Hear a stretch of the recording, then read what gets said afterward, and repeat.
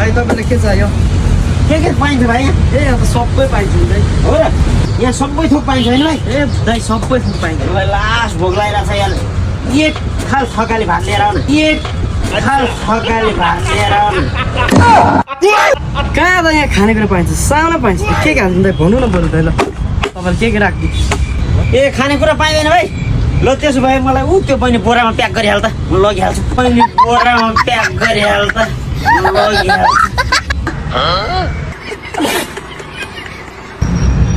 यो कुर्सीमा टक्क लगाएर यसरी बसेर दिनभरि सामान दे यो दे त्यो दे भन्न पाएँ यो दे त्यो दे भन्न पाएँ